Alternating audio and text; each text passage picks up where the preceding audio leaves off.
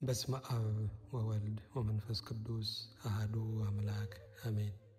የዕለቱ ወንጌል የማቴዎስ ወንጌል ምዕራፍ 18 ከቁጥር 1 እስከ ፍጻሜ። በዚያች ሰዓት ደቀ መዛሙርቱ ወደ ኢየሱስ ቀርበው በመንግሥተ ሰማያት ከሁሉ የሚበልጥ ማን ይሆን አሉት። ሕፃንም ጠርቶ በመካከላቸው አቆመ፣ እንዲህም አለ፣ እውነት እላችኋለሁ ካልተመለሳችሁ እንደ ሕፃናትም ካልሆናችሁ ወደ መንግሥተ ሰማያት ከቶ አትገቡም። እንግዲህ እንደዚህ ሕፃን ራሱን የሚያዋርድ ሁሉ በመንግሥተ ሰማያት የሚበልጥ እርሱ ነው። እንደዚህም ያለውን አንድ ሕፃን በስሜ የሚቀበል ሁሉ እኔን ይቀበላል። በእኔም ከሚያምኑ ከእነዚህ ከታናናሾቹ አንዱን የሚያሰናክል ሁሉ የወፍጮ ድንጋይ በአንገቱ ታስሮ ወደ ጥልቅ ባሕር መስጠም ይሻለው ነበር። ወዮ ለዓለም ስለ ማሰናከያ ሳይመጣ አይቀርምና፣ ነገር ግን በእርሱ ጠንቅ ማሰናከያ ለሚመጣበት ለዚያ ሰው ወዮለት። እጅ ወይም እግር ብታሰናክል ቆርጠ ካንተ ጣላት። 2 እጅ ወይም 2 እግር ኖሮ ወደ ዘላለም እሳት ከምትጣል ይልቅ አንካሳ ወይም ጉንድሽ ሆነ ወደ ሕይወት መግባት ይሻልሃል። ዓይንህ ብታሰናክል አውጥተ ካንተ ጣላት። 2 ዓይን ኖሮ ወደ ገሃነመ እሳት ከምትጣል ይልቅ አንዲት ዓይን ኖራ ወደ ሕይወት መግባት ይሻልሃል። ከእነዚህ ከታናናሾቹ አንዱን እንዳትንቁ ተጠንቀቁ። መላእክቶቻቸው በሰማያት ዘወትር በሰማያት ያለውን የአባቴን ፊት ያያሉ እላችኋለሁና። የሰው ልጅ የጠፋውን ለማዳን መጥቶአልና። ምን ይመስላችኋል? ለአንድ ሰው 100 በጎች ቢኖሩት ከእነርሱም አንዱ ቢባዝን 99ኙን በተራራ ትቶ ሄዶም የባዘነውን አይፈልግምን? ያገኘውም እውነት እላችኋለሁ ካልባዘኑቱ ከ99ኙ ይልቅ በእርሱ ደስ ይለዋል። እንደዚሁ ከእነዚህ ከተናናሾቹ አንዱ እንዲጠፋ በሰማያት ያለው አባታችሁ ፈቃድ አይደለም። ወንድምህም ቢበድልህ ሄደህ አንተና እርሱ ብቻችሁን ሆናችሁ ቀሰው። ቢሰማ ወንድምህን ገንዘብ አደረግከው። ባይሰማ ግን በ2 ወይም በ3 ምስክር አፍ ነገር ሁሉ እንዲጸና ዳግመኛ 1 ወይም 2 ካንተ ጋር ውሰድ። እነርሱንም ባይሰማ ለቤተ ክርስቲያን ንገራት። ደግሞም ቤተ ክርስቲያንን ባይሰማት እንደ አረመኔና እንደ ቀራጭ ይሆንልህ።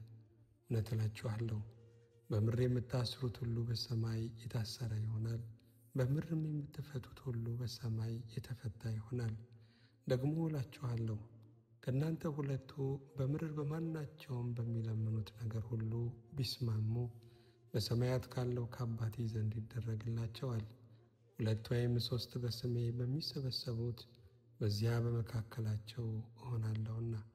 በዚያን ጊዜ ጴጥሮስ ወደ እርሱ ቀርቦ ጌታ ሆይ ወንድሜ ቢበድለኝ ስንት ጊዜ ልተውለት? እስከ 7 ጊዜን አለው።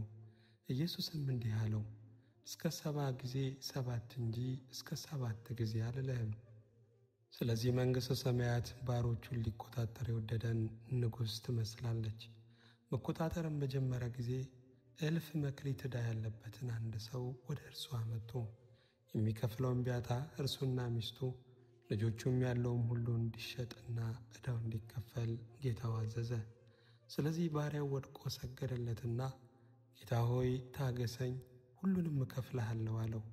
የዚያም ባሪያ ጌታ አዘነለትና ለቀቀው፣ ዕዳውንም ተወለት። ነገር ግን ያ ባሪያ ወጥቶ ከባልንጀሮቹ ከባሮቹ 100 ዲናር ዕዳ ያለበትን አንዱን አገኘና ዕዳህን ክፈለኝ ብሎ ያዘና አነቀው።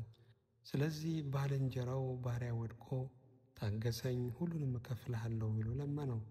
እርሱም አልወደደም፣ ግን ሄዶ ዕዳውንም እስኪከፍል ድረስ በወህኒ ያኖረው።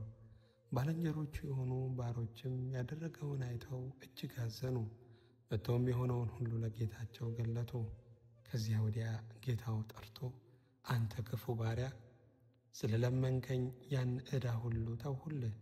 እኔ እንደማርሁ ባልንጀራ የሆነውን ያንን ባሪያ ልትምረው ለአንተስ አይገባህምን? አለው። ጌታውም ተቆጣና ዕዳውን ሁሉ እስኪከፍለው ድረስ ለሚሰቃዩት አሳልፎ ሰጠው። ከእናንተ እያንዳንዱ ወንድሙን ከልቡ ይቅር ካላለ እንዲሁ ደግሞ የሰማዩ አባቴ ያደርግባችኋል። ምስጋና ለእግዚአብሔር ይሁን። የሐዋርያው የቅዱስ ጳውሎስ መልእክት ወደ ሮሜ ሰዎች ምዕራፍ 2 ከቁጥር 1 እስከ 12። ስለዚህ አንተ የምትፈርድ ሰው ሁሉ ሆይ የምታመካኘው የለህም፣ በሌላው በምትፈርድበት ነገር ራስህን ትኮንናለህና። አንተው ፈራጁ እነዚያን ታደርጋለህና፣ እንደዚህም በሚያደርጉት ላይ የእግዚአብሔር ፍርድ እውነተኛ እንደሆነ እናውቃለን። አንተም እንደዚህ በሚያደርጉ የምትፈርድ ያንንም የምታደርግ ሰው ሆይ አንተ ከእግዚአብሔር ፍርድ የምታመልጥ ይመስልሃልን? ወይስ የእግዚአብሔር ቸርነት ወደ ንስሐ እንዲመራ ሳታውቅ የቸርነቱንና የመቻሉን የትዕግሥቱንም ባለጠግነት ትንቃለህን? ነገር ግን እንደ ጥንካሬህና ንስሐ እንደማይገባ ልብ የእግዚአብሔር ቅን ፍርድ በሚገለጥበት በቁጣ ቀን ቁጣን በራስ ላይ ታከማቻለህ። እርሱ ለእያንዳንዱ እንደ ሥራው ያስረክበዋል። በበጎ ሥራ በመጽናት ምስጋናንና ክብርን የማይጠፋንም ሕይወት ለሚፈልጉ የዘላለምንም ሕይወት ይሰጣቸዋል። ለዓመፃ በሚታዘዙ እንጂ ለእውነት በማይታዘዙትና ባድመኞች ላይ ግን ቁጣና መቅሰፍት ይሆንባቸዋል። ክፉንም በሚያደርግ ሰው ነፍስ ሁሉ መከራና ጭንቅ ይሆንበታል፣ አስቀድሞ በአይሁዳዊ ደግሞም በግሪክ ሰው። ነገር ግን በጎ ሥራ ለሚያደርጉ ሁሉ ምስጋናና ክብር ሰላምም ይሆንላቸዋል፣ አስቀድሞ ለአይሁዳዊ ደግሞም ለግሪክ ሰው። እግዚአብሔር ለሰው ፊት አያዳላምና። ያለ ሕግ ኃጢአት ያደረጉ ሁሉ ያለ ሕግ ደግሞ ይጠፋሉና፣ ሕግም ሳላቸው ኃጢአት ያደረጉ ሁሉ በሕግ ይፈረድባቸዋል። በእግዚአብሔር ፊት ሕግን የሚያደርጉት ይጸድቃሉ እንጂ ሕግን የሚሰሙ ጻድቃን አይደሉምና።